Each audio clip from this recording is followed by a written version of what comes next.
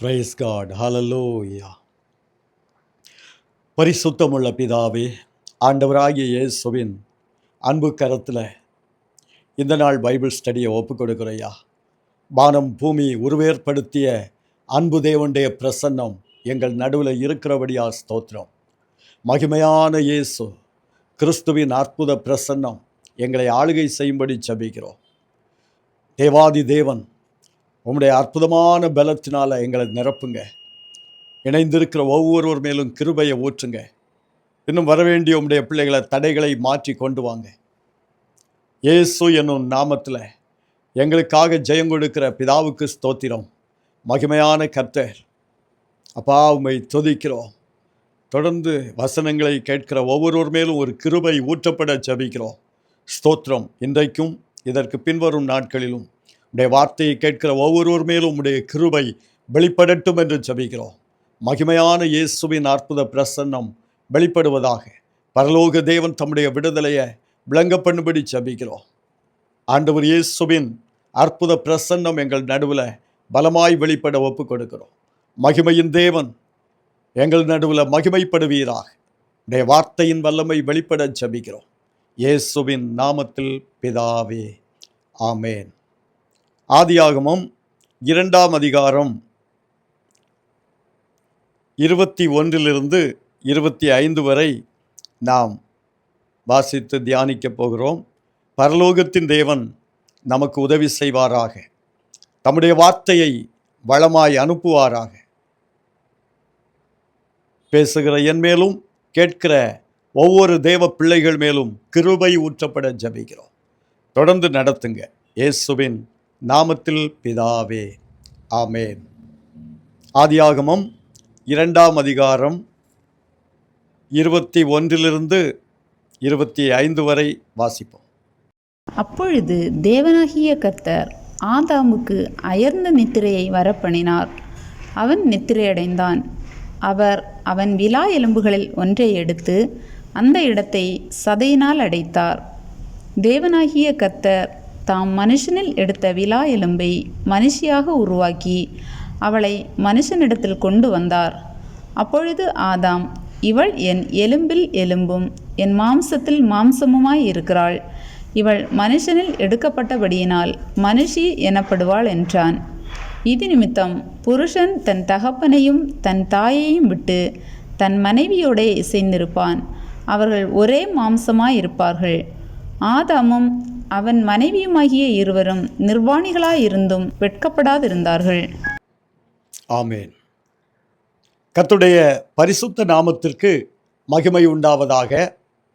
இங்கே வாசிக்க கேட்ட அந்த வசனத்தின்படி பார்க்கும்போது, மனுஷன் தனிமையாய் இருப்பது நல்லதல்ல என்று கண்ட தேவன் அங்கே ஆதாமுக்கு ஒரு ஏற்ற துணையை ஏற்படுத்தும்படியாய் தேவன் அதற்கான முன்னேற்பாடு திட்டங்களை செய்கிறதை நாம் பார்க்கிறோம். ஆதாமுக்கு அயர்ந்த நித்திரையை வரப்பண்ணினார். அவன் நித்திரை அடைந்தான் என்று எழுதப்பட்டிருக்கிறது. அந்த வேளையிலே அவன் விலா எலும்பில் ஒன்றை எடுத்து அந்த இடத்தை சதையினால் அடைத்தார் என்றும், அந்த எலும்பை மனுஷியாக வனைந்து மனுஷனிடத்தில் கொண்டு வந்தார் என்றும் அங்கே நம்ம வாசிக்கிறோம். தேவன் முதலாக திருமண பந்தத்தை ஏற்படுத்துகிறதை இந்த வசனங்களில் நாம் தெளிவாய் பார்க்கலாம். மனுஷன் தனிமையாய் இருப்பது நல்லது அல்ல என்று கண்ட தேவன் ஆதாமுக்கு ஏற்ற துணையை ஏற்படுத்துகிறதை பார்க்கிறோம். ஸ்தோத்திரம். ஆதாம் ஒரு சரியான ஆவிக்குரிய ஒரு தேவ மனிதனாக இருக்கிறான். கீழ்ப்படியாமை என்னும் பாவம் மனுஷனுக்குள் வருவதற்கு முன் மனித குலம் ஒரு தெய்வீகத்தின் உச்சக்கட்டத்தில் இருந்ததை நாம் ஒத்துக்கொண்டுதான் ஆக வேண்டும். ஏனென்றால் ஆதாமுக்கு அயர்ந்த நித்திரை வந்தது. அவன் நித்திரை அடைந்தான். அவனுடைய விலா எலும்பில் ஒன்றை உருவினார். அந்த இடத்தை சதையினால் அடைத்தார். அந்த எலும்பை மனுஷியாய் உருவாக்கி ஆதாமிடத்தில் கொண்டு வந்தார்.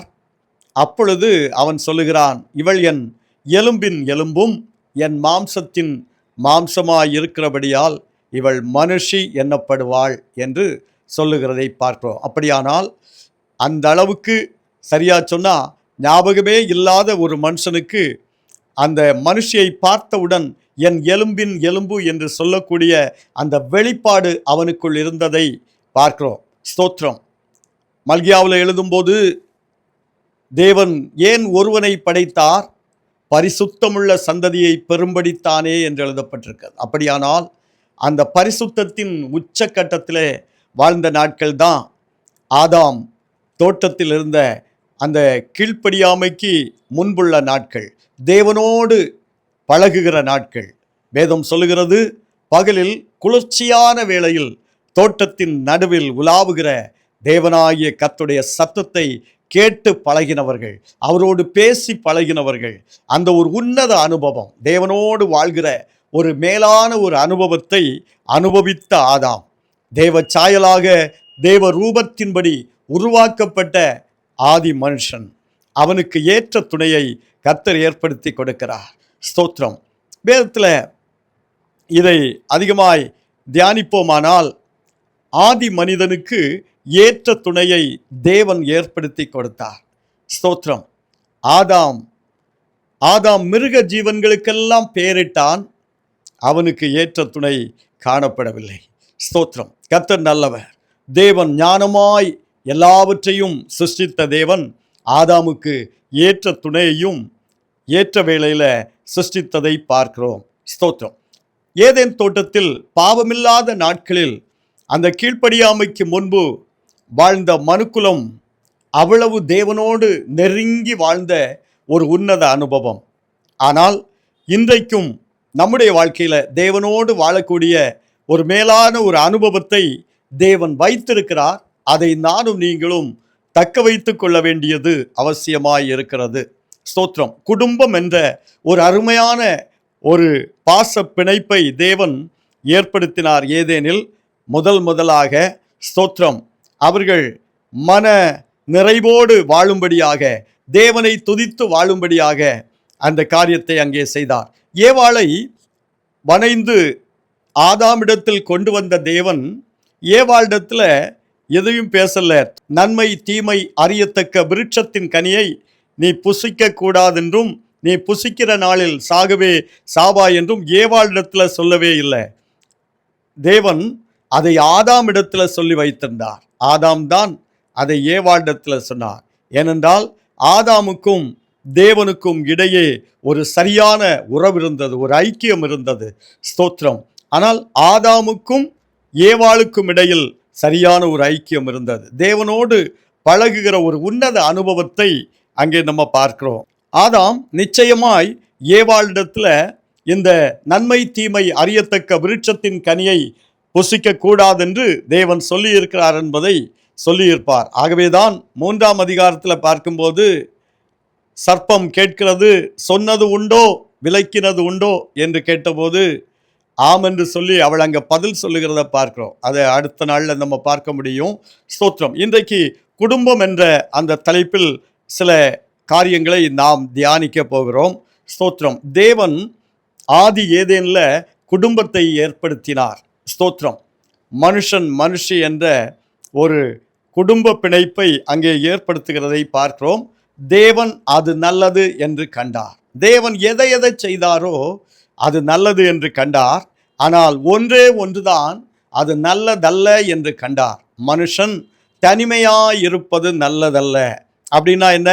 தனிமையாயிருக்கிறவனும் தேவனோடு இணைந்திருக்க வேண்டும் என்பதுதான் அதன் அர்த்தம். தனிமையாயிருக்கிறவர்கள் தேவனோடு இசைந்திருக்கணும். ஸ்தோத்திரம்.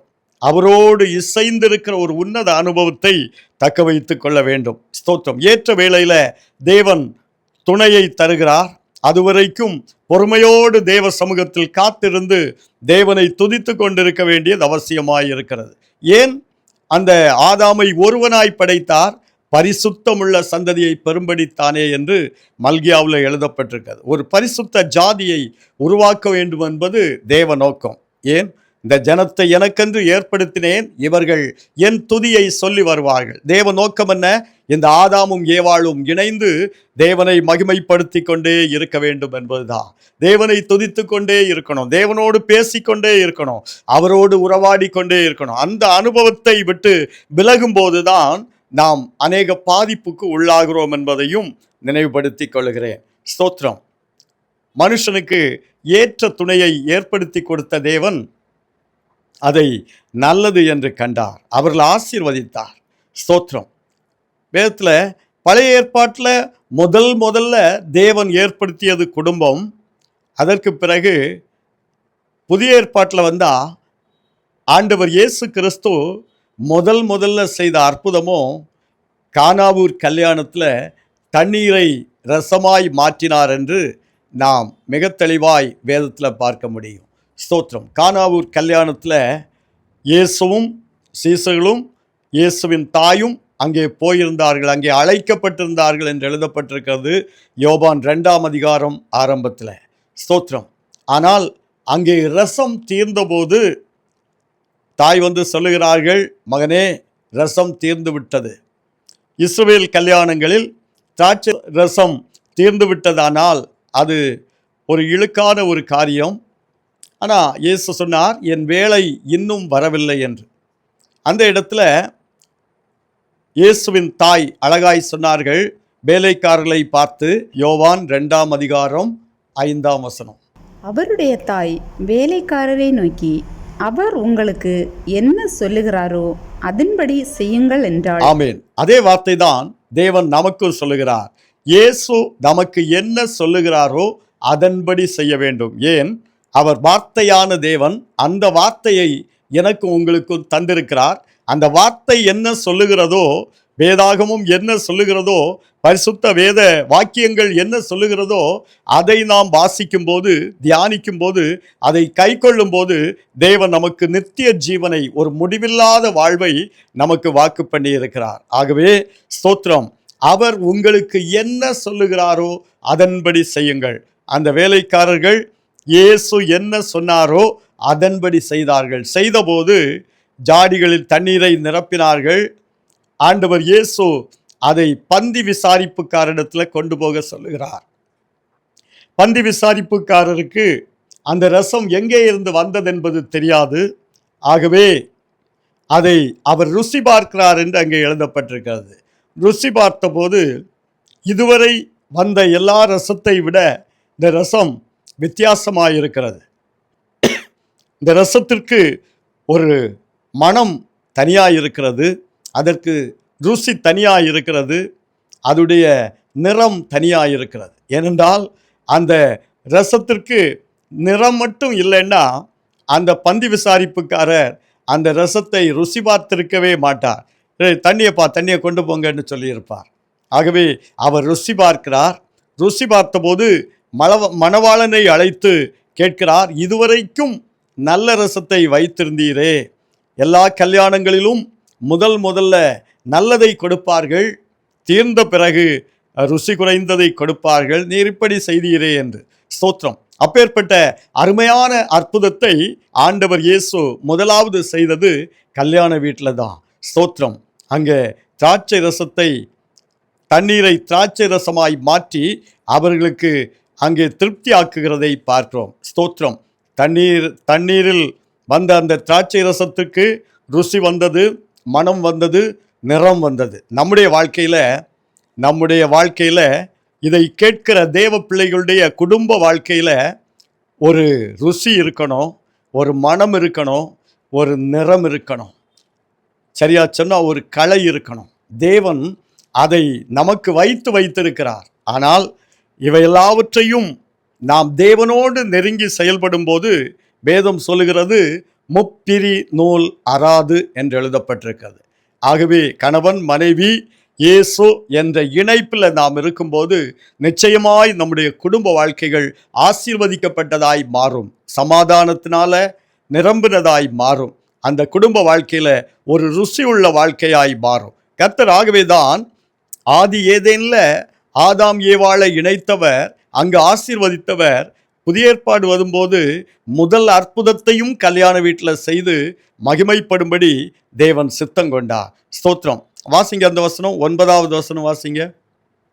அந்த திராட்சரசம் எங்கே இருந்து வந்ததென்று தண்ணீரை முண்ட வேலைக்காரருக்கு தெரிந்ததே அன்றி பந்தி விசாரிப்புக்காரனுக்கு தெரியாததினால் அவன் திராட்சரசமாய் மாறின தண்ணீரை ருசி பார்த்தபோது மணவாளனை அழைத்து, எந்த மனுஷனும் முன்பு நல்ல திராட்சரசத்தை கொடுத்து ஜனங்கள் திருப்தியடைந்த பின்பு ருசி குறைந்ததை கொடுப்பான், நீரோ நல்ல ரசத்தை இதுவரைக்கும் வைத்திருந்தீரே என்றான். ஆமென். ஸ்தோத்திரம். அங்கே வாசிக்க கேட்ட வசனத்தின்படி அந்த பந்தி விசாரிப்புக்காரன் ஆச்சரியப்படுகிறார்.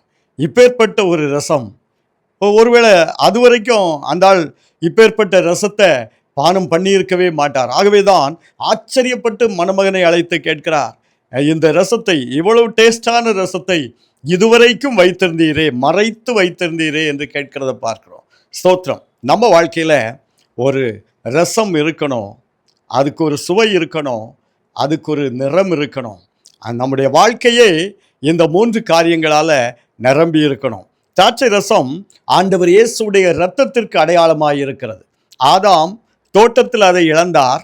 ஆனால் ஆண்டவர் இயேசு கெத்செமனே தோட்டத்தில் எனக்காக உங்களுக்காக புது ரசம் ஆண்டவர் இயேசுவின் இரத்தத்தை நமக்காக சிந்தினார். அதனால் வருகிற பாவ மன்னிப்பின் நிச்சயத்தை பெற்ற தேவ பிள்ளைகளுக்கு ஆண்டவர் இயேசுவின் இரத்தம், புதிய உடன்படிக்கையின் இரத்தம், அது நமக்காக சிந்தப்பட்டிருக்கிறது. ஆகவே அந்த பரிசுத்த இரத்தத்தை நாம் ஏற்றுக்கொண்டு அவருடைய இரத்தத்தினால பாவங்கள கழுவப்படும் போது, ஸ்தோத்திரம், ஆதாம் இழந்த அந்த மேன்மையை நானும் நீங்களும் தக்க வைத்து கொள்ள முடியும். ஆகவே ஆண்டவர் இயேசு நமக்காக கெத்செமனே தோட்டத்தில் இரத்த வியர்வை சிந்தி நமக்காக தம்முடைய பாவ மன்னிப்பின் நிச்சயத்தை நமக்காக தந்திருக்கிறார். அவருடைய பரிசுத்தமாகுதலை நானும் நீங்களும் பூரணமாய் பெற்றுக்கொள்ளும்படி அவருடைய முழு இரத்தத்தையும் சிலுவையில் நமக்காக சிந்தி இருக்கிறார். ஆகவே நம்முடைய குடும்ப வாழ்க்கைக்கு விரோதமாய் எத்தனை ஆவிகள் எதிர்த்து வந்தாலும் மகிமையின் தேவன் இயேசுவின் இரத்தத்தால அத்தனையும் வீழ்த்த அவருடைய வல்லமை போதுமானதாய் இருக்கிறது. ஆகவே நமக்காக ஆண்டவர் இயேசு சம்பாதித்த அந்த ஜெயத்தை உணர்ந்தவர்களாக, ஆண்டவர் இயேசுவின் இரத்தத்திற்குள் மூழ்கடிக்கப்பட்டவர்களாக, மறைந்து காக்கப்பட்டவர்களாக நம்முடைய வாழ்க்கையை ஒப்பு கொடுக்கும் போது நிச்சயமாய் நம்முடைய குடும்ப வாழ்க்கைக்கு விரோதமாய் போராடுகிற எல்லா கிரியைகளும் அழிக்கப்பட்டு போகும். ஆதாம் ஏவாள் தன்னுடைய குடும்ப வாழ்க்கையை தக்க வைத்து கொள்ள முடியாமல் அதை ஏதேனில் இழந்து போனார்கள்.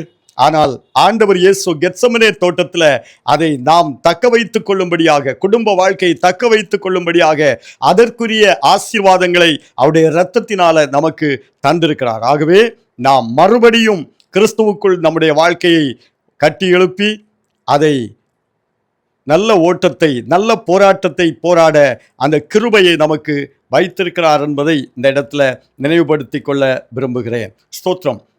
வேதத்தில் நாம் பார்க்கும்போது ஆண்டவர் இயேசு கிறிஸ்து ஒரு நாள் பரிசேயரிடத்தில் பேசும்போது பரிசேயர்கள் கேட்டார்கள். மார்க்கு 10ஆம் அதிகாரம் 2ஆம் வசனம். அப்பொழுது பரிசேயர் அவரை சோதிக்க வேண்டுமென்று அவரிடத்தில் வந்து, புருஷனானவன் தன் மனைவியை தள்ளிவிடுவது நியாயமா என்று கேட்டார்கள். பரிசேயர்கள் எப்போதுமே இயேசுவை எப்படியாவது சோதித்து ஒரு சோதனைக்குள் மாட்ட வேண்டும் என்று எப்போதும் துடிதுடிப்பாக இருப்பார்கள். பரிசேயர்கள் ஒரு கேள்வியை கேட்கும்போது ஆண்டவர் இயேசு உடனே அதற்கு பதில் சொல்வதில்லை.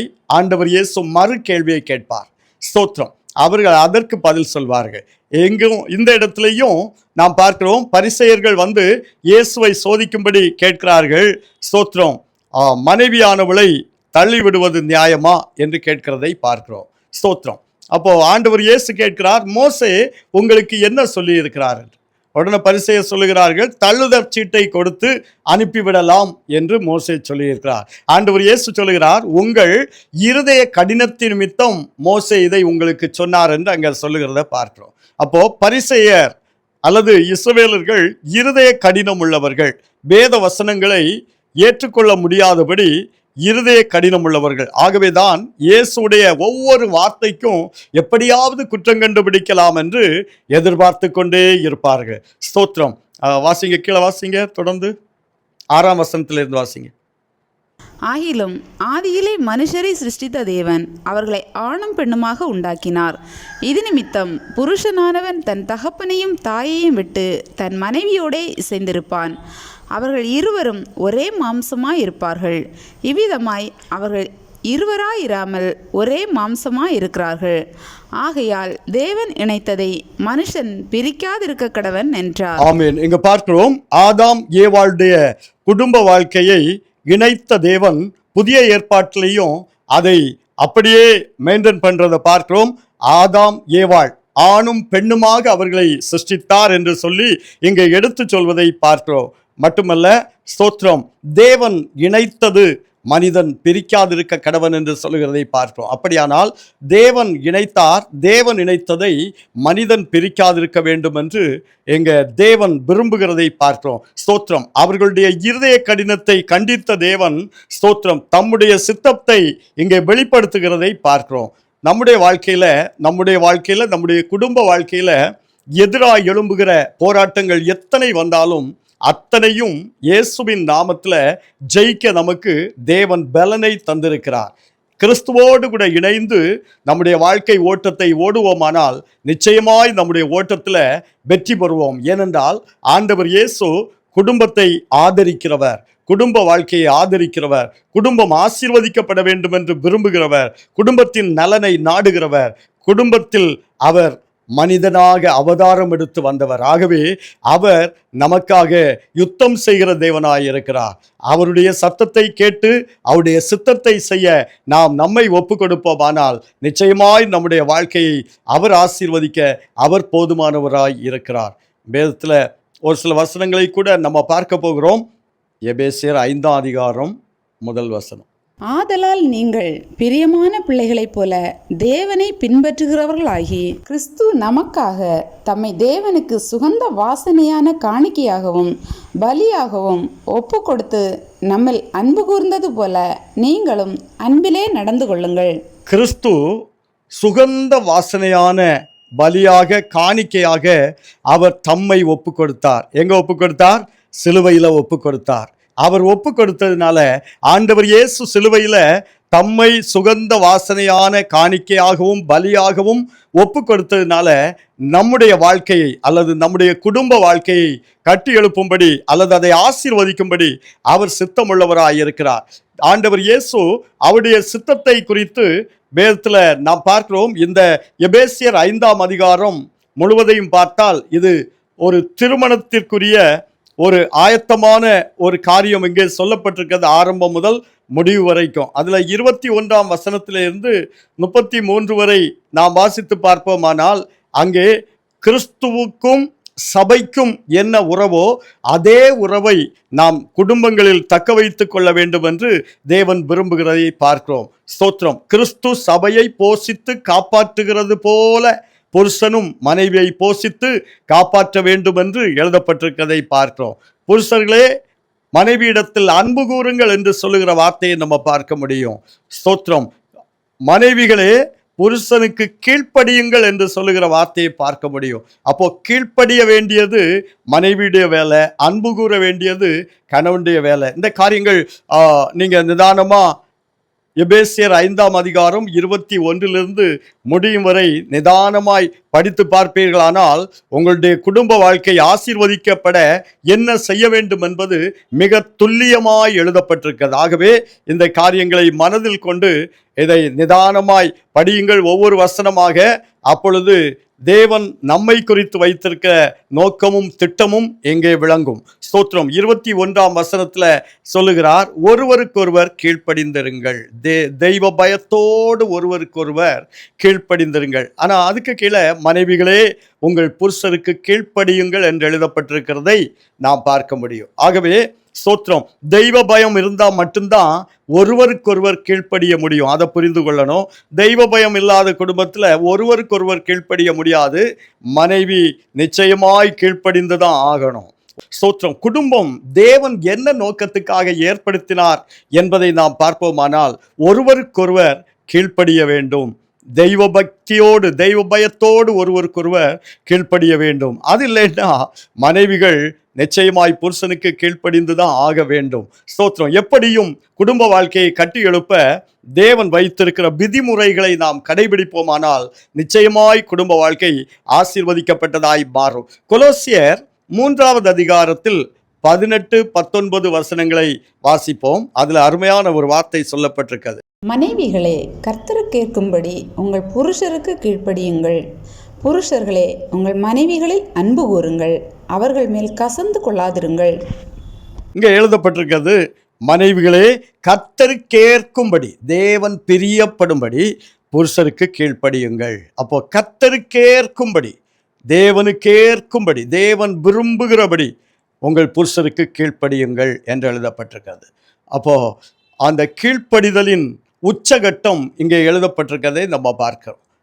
புருஷனுக்கு சொல்லப்பட்டிருக்கிறது, புருஷர்களே மனைவிடத்தில் அன்பு கூறுங்கள், அவர்களை கசந்து கொள்ளாதிருங்கள். வாழ்க்கையில் கசப்பின் அனுபவம் இல்லாமல் நேசிங்க அப்படின்னு சொல்கிறார். அப்போது பவுல் அப்போஸ்தலனை கொண்டு பரிசுத்த ஆவியானவர் இந்த மகிமையான காரியங்களை இங்கே வெளிப்படுத்துகிறதை பார்க்கிறோம். ஸ்தோத்திரம். நம்மெல்லாம் இந்த பூமியில் கணவன், மனைவி, பிள்ளைகள், குடும்பம் அந்த ரேஞ்சில் இருக்கிறோம். ஆனால் ஒரு நாள் பரலோக தேவன் இயேசுவை சந்திக்க போகிறோம். அவர் மணவாளனாய் வரப்போகிறார். ஆகவே ஆண்டவர் இயேசுடைய வருகைக்கு நானும் நீங்களும் ஆயத்தப்பட வேண்டியது அவசியமாயிருக்கிறது. ஒரு மணவாளனை எதிர்கொண்டு போக நான் மணவாளனுக்குரிய ஒரு மணவாட்டியாக, ஒரு மனைவியாக நாம் நம்மை ஆயத்தப்படுத்த வேண்டும் என்று வெளிப்படுத்தல் 19ஆம் அதிகாரம் 7ஆம் வசனம் சொல்லுகிறது. வாசிங்க பார்க்கலாம். நாம் சந்தோஷப்பட்டு களி கூர்ந்து அவருக்கு துதி செலுத்த கடவோம். ஆட்டுக்குட்டியானவருடைய கல்யாணம் வந்தது, அவருடைய மனைவி தன்னை ஆயத்தம் பண்ணினாள் என்று சொல்ல கேட்டேன். ஆட்டுக்குட்டியானுடைய கல்யாணம் வந்தது, அவருடைய மனைவி தன்னை ஆயத்தப்படுத்தினாள். அப்போ ஆட்டுக்குட்டியானுடைய ஒரு கல்யாணம் வருகிறது. அந்த விருந்துக்கு அழைக்கப்பட்டவர்கள் பேர் பெற்றவர்கள் அல்லது பாக்கியவான்கள். நானும் நீங்களும் மத்திய ஆகாயத்தில் ஆண்டவர் இயேசுடைய அந்த விருந்தில் நானும் நீங்களும் கலந்து கொள்ள ஆயத்தமாக வேண்டியது அவசியமாயிருக்கிறது. ஆண்டவராகிய இயேசு கிறிஸ்து மேகமேதில் வரும்போது, மத்திய ஆகாயத்தில் வரும்போது நாம் எதிர்கொண்டு போக நாம் ஆயத்தமாய் இருக்க வேண்டும். அந்த மணவாளனுக்காய் காத்து கொண்டிருக்கிற ஒரு அனுபவம் நமக்கு இருக்குமானால் ஆண்டவர் இயேசுடைய வருகையில் நம்ம கைவிடப்பட்டவர்களாய் போக மாட்டோம். நிச்சயமாய் அவருடைய வருகையில் நாம் சந்திப்போம். இன்றைக்கு வருகையை குறித்த ஒரு எதிர்பார்ப்பு நமக்கு இருக்குமானால் நலமாயிருக்கும். ஆண்டவர் இயேசு வரும்போது நான் அவருடைய வருகையில் போக வேண்டும் என்ற ஒரு உணர்வோடு வாழ்கிற ஒரு வாழ்க்கை நமக்கு இருக்குமானால் நலமாயிருக்கும். ஒரு மணவாட்டி என்பவள் தன்னுடைய மணவாளன் என்றைக்கு வருவார் என்ற ஒரு எதிர்பார்ப்போடு கூட நாள் எண்ணிக்கொண்டிருக்கிறதை நம்ம பார்க்க முடியும் இந்த பூமியில. ஸ்தோத்திரம். அப்படியானால் ஆண்டவர் இயேசுடைய வருகையை குறித்து நானும் நீங்களும் அந்த நாளை எதிர்நோக்கி இருப்போமானால் ஆண்டவர் இயேசு வரும்போது நானும் நீங்களும் கைவிடப்பட்டவர்களாய் அல்ல, அவருடைய வருகையில எடுத்துக்கொள்ளப்பட்டவர்களாய் காணப்படுவோம். எடுத்துக்கொள்ளப்பட்ட பிறகு அங்கே என்ன நடக்கும் என்றால், மத்திய ஆகாயத்தில் 7 ஆண்டுகள் அங்கே விருந்து நடக்கும். மணவாளன் கொடுக்கிற விருந்து. அந்த விருந்துல நாம் இருக்கும்போது இந்த பூமியில 7 ஆண்டுகள் உபத்திரவ காலம் இருக்கும். முதல் 3.5 ஆண்டுகள் ஸ்தோத்திரம் தேவ பிள்ளைகளுக்கு உபத்திரவம். அடுத்த 3.5 ஆண்டுகள் ஸ்தோத்திரம் தேவ பிள்ளைகளுக்கு விரோதமாய் எழும்புகிறவர்களுக்கு உபத்திரவம். ஸ்தோத்திரம் அந்தி கிறிஸ்துவுடைய முத்திரை தரித்தவர்களுக்கு உபத்திரவம். இப்பேற்பட்ட ஒரு கொடிய காலம் நமக்கு முன்பாக வந்து கொண்டிருக்கிறது என்பதை மறந்து போக வேண்டாம். எப்படியும் இந்த பூமியில வாழ்வாங்கு வாழ்வோம். அதோடு தேவன் இயேசு கிறிஸ்துவுடைய வருகைக்கு நாம் நம்மை ஆயத்தப்படுத்தி கொண்டே இருப்போம். மணவாளன் இயேசு வரப்போகிறார். அவருடைய வருகைக்கு நானும் நீங்களும் நம்மை ஆயத்தப்படுத்துவோம். நிச்சயமாய் அவருடைய வருகையில நாம் கைவிடப்பட்டவர்களாய் அல்ல, ஆண்டவர் இயேசுடைய வருகையில எதிர்கொண்டு போகிறவர்களாய் நாம் காணப்பட வேண்டியது அவசியமாய் இருக்கிறது. மத்தேயு 25ஆம் அதிகாரத்துல நாம் பார்க்கிறோம், அங்கே மணவாளனுக்கு எதிர்கொண்டு போக ஆயத்தப்பட்ட 10 கன்னிகைகளை குறித்து எழுதப்பட்டிருக்கிறது. அதில் 5 பேர் புத்தி உள்ளவர்களாய் இருந்தார்கள், 5 பேர் புத்தி இல்லாதவர்களாய் இருந்தார்கள் என்று எழுதப்பட்டிருக்கிறது. அப்படியானால் யார் புத்தி உள்ளவர்கள், யார் புத்தி இல்லாதவர்கள்? மணவாளன் வர தாமதித்த போது 10 பேருமே தூங்கிவிட்டார்கள். ஸ்தோத்திரம். மணவாளன் வந்துவிட்டார் என்ற சத்தம் கேட்டபோது 10 பேருமே எழுந்திருந்தார்கள். அப்படியானால் யார் புத்தி உள்ளவர்கள், யார் புத்தி இல்லாதவர்கள் என்று பார்ப்போமானால், அங்கே பாத்திரத்தில் எண்ணெய் வைத்திருந்தவர்கள் புத்தி உள்ளவர்கள், பாத்திரத்தில் எண்ணெய் இல்லாமல் போனவர்கள் புத்தி இல்லாதவர்கள் என்று நாம் பார்க்க முடியும். மணவாளன் வந்தபோது அவர் கதவு அடைபட்டது. அதுக்கு பிறகு புத்தி இல்லாதவர்கள் தட்டிய போது அங்கே திறக்க முடியவில்லை. ஆகவே பரிசுத்த ஆவியாகிய எண்ணெய், அந்த அபிஷேக தைலத்தை பெற்ற தேவ பிள்ளைகள் ஆவியில நிரம்பி அதிகமாய் தனி ஜபங்களையும் கூடி ஜபிக்கும் போதும் ஆவியில நிரம்பி ஜபித்து தேவனுடைய வருகைக்கு நம்மை ஆயத்தப்பட வேண்டும். எண்ணெயாகிய அபிஷேகம் நமக்குள் பெருகும்படி நாம் நம்மை ஒப்பு கொடுக்க வேண்டியது அவசியமாய் இருக்கிறது. பரிசுத்த ஆவிக்குள் ஜபம் பண்ணி யூதா நிருபத்தில் 20ஆம் வசனம் சொல்லுகிறது, நீங்களோ பிரியமானவர்களே உங்கள் மகா பரிசுத்தமான விசுவாசத்தின் மேல் உங்களை உறுதிப்படுத்தி கொண்டு பரிசுத்த ஆவிக்குள் ஜெபம் பண்ணி தேவனுடைய அன்பிலே உங்களை காத்து கொண்டு நித்திய ஜீவனுக்கு ஏதுவாக நம்முடைய கர்த்தராகிய இயேசு கிறிஸ்துவுடைய இரக்கத்தை பெற காத்திருங்கள். அப்படியானால் ஆண்டவர் இயேசு கிறிஸ்துவுடைய இரக்கத்தை இந்த பூமியில நம்ம தக்க வைத்துக் கொள்ள வேண்டியது அவசியமாயிருக்கிறது. நித்திய ஜீவனுக்கு நானும் நீங்களும் போக வேண்டியவர்கள் ஆனபடியினாலே அவருடைய வருகைக்கு நாம் ஆயத்தப்பட வேண்டியது அவசியமாயிருக்கிறது. இயேசு வருவார் என்பது மாறாத சத்தியம், அது மறக்க முடியாத சத்தியம். ஆண்டவர் இயேசு வரும்போது நானும் நீங்களும் கைவிடப்பட்டவர்களாய் காணப்படுவோமானால் நம்மை விட பரிதவிக்கப்பட்டவர்கள் இந்த பூமியில் ஒருவரும் இருக்க முடியாது. ஆகவே ஆண்டவர் இயேசு கிறிஸ்துவுடைய வருகைக்கு நான் ஆயத்தப்பட வேண்டும், அவருடைய வருகையில் போக வேண்டும் என்ற ஒரு உன்னத எதிர்பார்ப்போடு கூட இந்த பூமியில ஓடுவோம். நம்முடைய குடும்ப வாழ்க்கையில மகிமையான காரியங்களை கர்த்தர் செய்து நம்மை தேவன் ஆசீர்வதிப்பார். அங்க வேதத்தில் எழுதப்பட்டிருக்கிறது, ஆதியாகமம் 2ஆம் அதிகாரம் 24ஆம் வசனம். தம் புருஷன் தன் தகப்பனையும் தன் தாயையும் விட்டு தன் மனைவியோடே இசைந்திருப்பான், அவர்கள் ஒரே மாம்சமாயிருப்பார்கள். எங்க எழுதப்பட்டிருக்கிறது, இது நிமித்தம் புருஷன் தன் தாயும் தகப்பனையும் விட்டு மனைவியோடு இசைந்திருப்பான், இருவரும் ஒரே மாம்சமாய் இருப்பார்கள் என்று எழுதப்பட்டிருக்கிறது. குமாரத்தியே கேள், உன் தகப்பன் வீட்டை மறந்துவிடு என்று வேதத்தில் எழுதப்பட்டிருக்கிறதை நாம் நினைவில் கொள்ள வேண்டும். ஸ்தோத்திரம். விட்டு பிரிந்து என்று அல்ல, ஸ்தோத்திரம். அவர்கள் 2 பேரையும் வாழ விட வேண்டியது பெற்றோருக்கு அவசியமாயிருக்கிறது. வளர்த்து விடணும், வாழ விடணும். அப்பேற்பட்ட அனுபவங்களை கர்த்தர் எனக்கும் உங்களுக்கும் தருவாராக. கர்த்தரோடு வாழ, கர்த்தருக்காக வாழ, அவரோடு கூட நித்திய ஆகாயத்தில் அந்த மகிமையான விருந்தில பங்கு கொள்ள நம்மை ஒப்பு கொடுப்போம். கர்த்தர் நிச்சயமாய் நம்முடைய வாழ்க்கையை ஆசீர்வதிப்பார். நாம் கொஞ்ச நேரம் ஜெபிக்க போகிறோம். ஸ்தோத்திரம். ஆண்டவராகிய இயேசுடைய வருகைக்கு நாம் நம்மை ஆயத்தப்படுத்த வேண்டும். ஆண்டவர் இயேசு கிறிஸ்துவின் இரத்தம் சகல பாவங்களையும் நீக்கி நம்மை சுத்திகரிக்கும் என்று எழுதப்பட்டிருக்கிறது. அப்படியானால் என்னையும் உங்களையும் பரிசுத்தமாக்குகிற ஒரே இரத்தம் ஆண்டவர் இயேசுவின் இரத்தம். அந்த இரத்தத்தால் கழுவப்பட்டு ஆண்டவர் இயேசு வரும்போது நான் எடுத்துக்கொள்ளப்பட வேண்டும் என்ற எதிர்பார்ப்போடு கூட வாழ்வோம்னா நிச்சயமாய் இயேசுடைய வருகையில் எடுத்துக்கொள்ளப்படுவோம். அவர் வருவார். தாமதிக்கிறார் என்று சிலர் எண்ணுகிறபடி அவர் தமது வாக்குத்தத்தத்தை குறித்து தாமதமாயிராமல் எல்லா மனுஷரும் ரட்சிக்கப்பட வேண்டும் என்று நீடிய பொறுமையுள்ளவராய் இருக்கிறார் என்று எழுதப்பட்டிருக்கிறது. ஆகவே நாம் நம்மை ஒப்பு கொடுப்போம். நாம் எல்லோரும் இணைந்து ஜெபிக்கலாம். ஹல்லேலூயா. இயேசுப்பா, உங்க வருகைக்கு என்னை ஆயத்தப்படுத்துங்க என்று கேட்போம். எல்லோரும் கேட்போமா? ஹல்லேலூயா, ஹல்லேலூயா, ஹல்லேலூயா. உண்மையான இதயத்தோடு இயேசுவிடத்தில் கேட்போம். இயேசுப்பா, நீங்க வரும்போது நான் கைவிடப்பட்டவளாய் மாறிவிடக் கூடாதப்பா. உங்க வருகையில நான் எடுத்துக்கொள்ளப்படணும். இயேசு கிறிஸ்துடைய வருகையில நான் எடுத்துக்கொள்ளப்படணுப்பா. அந்த மத்திய ஆகாயத்துல நடக்கிற விருந்துல என்னையும் ஒரு பங்காளியாய் மாற்றணுப்பா. ஹல்லேலூயா, ஹல்லேலூயா. அதற்காகத்தானே எனக்காக ரத்தம் சிந்தினீங்க. உங்க ரத்தத்தால எங்கள் ஒவ்வொருவரையும் கழுவுங்கப்பா, கழுவுங்க. இயேசுவே, உங்க ரத்தத்தால என்ன கழுவுங்க என்று யார் யார் கேட்கிறார்களோ ஒவ்வொருவரையும் கழுவும்படி ஒப்பு கொடுக்கிறையா.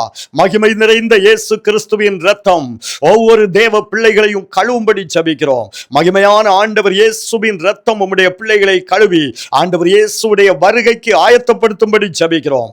பரலோக தேவன் தம்முடைய பிரசன்னத்தினால உம்முடைய பிள்ளைகளை நிரப்புவீராக. எதிர்நோக்கி வாழ்கிற தேவ பிள்ளைகளுடைய உள்ளங்களுக்குள் ஒரு பரலோக நம்பிக்கை பெருகுவதாக என்று ஜெபிக்கிறோம். பரிசுத்த ஆவியானுடைய பலன் உம்முடைய பிள்ளைகளை நிரப்புவதாக. ஆண்டவர் இயேசுவின் உயிர்த்தெழுதலின் வல்லமை உம்முடைய பிள்ளைகள் மேல் வருவதாக என்று ஜெபிக்கிறோம். நானே உயிர்த்தெழுதலும் ஜீவனுமாய் இருக்கிறேன் என்று சொன்னீங்களேப்பா. உங்க வருகைக்கு உம்முடைய பிள்ளைகள் ஒவ்வொருவரையும் ஆயத்தப்படுத்துவீராக. நாங்கள் அந்த எதிர்பார்ப்போடு வாழ எங்கள் ஒவ்வொருவருக்கும் கர்த்தர் உதவி செய்யும்படி ஜெபிக்கிறோம். ஒரு பரலோக தரிசனத்தை தந்து உம்முடைய பலன் கொள்ள செய்வீராக என்று ஜெபிக்கிறையா. உமக்கு ஸ்தோத்திரம், உமக்கு ஸ்தோத்திரம், உமக்கு ஸ்தோத்திரம், உமக்கு ஸ்தோத்திரம். இயேசுவே உம்மை துதிக்கிறோம். நன்றி ராஜா, நன்றி ராஜா, நன்றி ராஜா. உமக்கு ஸ்தோத்திரம். ஆண்டவர் இயேசு சொன்னார், நீங்களும் குழந்தைகளைப் போல மாறாவிட்டால் பரலோக ராஜ்யத்தில் சுதந்தரிக்க மாட்டீர்கள் என்று சொன்னார். நாம் நம்மை ஒப்புக் கொடுப்போம். ஆண்டவர் இயேசு கிறிஸ்து நம்மை, ஆமென், ஸ்தோத்திரம், அவருடைய பிள்ளையாக மாற்றி, பிள்ளைகளாய் மாற்றி அவருடைய வருகைக்கு நம்மை ஆயத்தப்படுத்தும்படி கேட்போமா? ஹல்லேலூயா. ஜீவனுள்ள தேவனே உம்மை துதிக்கிறையா.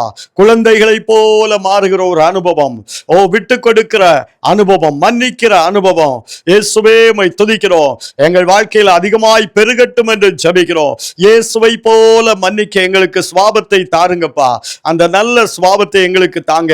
அடித்தவர்களையும் சிலுவையில் அறைந்தவர்களையும் பிதாவே இவர்களுக்கு மன்னியும் என்று சொல்லி மன்னிக்கிற அந்த நல்ல மனப்பான்மை எங்கள் ஒவ்வொருவருக்கும் தாருங்கப்பா. கர்த்தருடைய கரம் எங்களோடு கூட இருந்து மகிமையாய் வெற்றி சிறக்க செய்யும்படி ஒப்புக் கொடுக்கிறோம். பரலோகத்தின் தேவன் தம்முடைய கரம் நீட்டி எங்கள் ஒவ்வொருவரையும் தொட்டு எங்களை உடைய வருகைக்கு ஆயத்தப்படுத்துங்க. அந்த மன்னிப்பின் சுபாவத்தினால எங்களை நிரப்புங்க. எந்தெந்த இருதயங்கள்ல இன்னும் கசப்பு, வெறுப்பு, காயங்கள் இருக்கிறதோ, மன்னியாம இருக்கிறதோ, அப்பேற்பட்ட தேவ பிள்ளைகளை இயேசுவின் இரத்தம் கொண்டு கழுவி அந்த மன்னிப்பின் சுபாவத்தை கட்டளையிடும்படி ஜெபிக்கிறோம். பரலோகத்தின் தேவனுடைய ஆளுகை வெளிப்படும்படி ஜெபிக்கிறையா. மகிமையான கர்த்தர் இடைப்பட்டு கிரியை செய்வீராக. வானம் பூமி உருவேற்படுத்திய அன்பு தெய்வம் உடைய பிள்ளைகள் ஒவ்வொருடைய இதயங்களிலும் இருக்கிற கசப்புகளை எடுத்து போடுங்கப்பா. ஹல்லேலூயா, ஹல்லேலூயா. புருஷர்களே, உங்கள் மனைவியிடத்தில் அன்பு கூறுங்கள், கசந்து கொள்ளாதிருங்கள் என்று வாசிக்க கேட்டோமேப்பா. எங்களுடைய வாழ்க்கையில எந்த கசப்புகளும் இல்லாம கசப்புகளை சிலுவையில அப்படியே அறைய ஒப்பு கொடுக்கிறோம். நாங்கள் விடுவிக்கப்படணையா, வருகையில எடுத்துக்கொள்ளப்படணும். கர்த்தர் இடைபடும்படி ஜெபிக்கிறோம். உடைய ஆளுகைக்கு ஒப்பு கொடுக்கிறோப்பா. நீங்க செய்ய போகிற கிரியைகளுக்காய் உமக்கு ஸ்தோத்திரம். இயேசுவின் நாமத்தில் பிதாவே, ஆமென். என் ஆத்துமாவே கர்த்தரை ஸ்தோத்திரி, என் முழு உள்ளமே அவருடைய பரிசுத்த நாமத்தை ஸ்தோத்திரி. என் ஆத்துமாவே கர்த்தரை ஸ்தோத்திரி, அவர் செய்த சகல உபகாரங்களை மறவாதே. ஆமென். ஹல்லேலூயா. ஸ்தோத்திரம். பரிசுத்த